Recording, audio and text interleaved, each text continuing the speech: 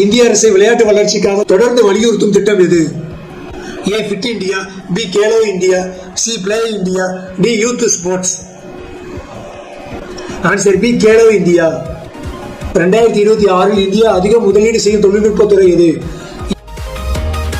A textile, B semiconductor and AI, C mining, D leather.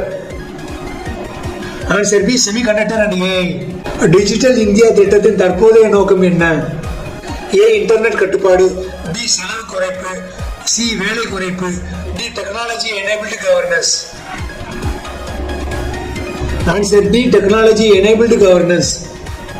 இந்தியாவில் AI பயன்பாடு அதிகரிக்கப்படும் முக்கிய துறை எது? ஏ சுற்றுலா, பி சுகாதாரம், சி வனம், டி மீன் வளம். ஆன்சர் பி சுகாதாரம். 2026 இந்திய அரசு ஊக்குவிக்கும் எமர்ஜிங் டெக்னாலஜி எது?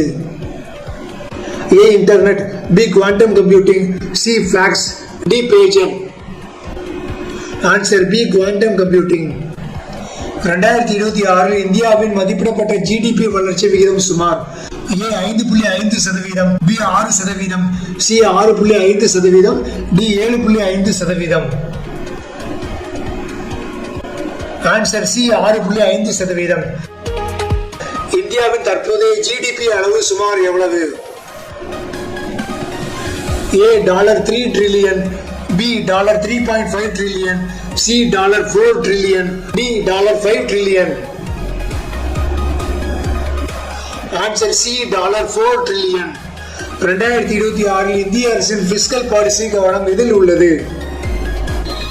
ஏ பற்றாக்குறை விரிவாக்கம், பி கடன் நிலைத்தன்மை, சி இறக்குமதி தடை, டி நாணய மதிப்பிழப்பு. ஆன்சர் பி கடன் நிலைத்தன்மை. இந்திய பொருளாதாரத்தில் சேவை துறையின் பங்கு சுமார் எவ்வளவு?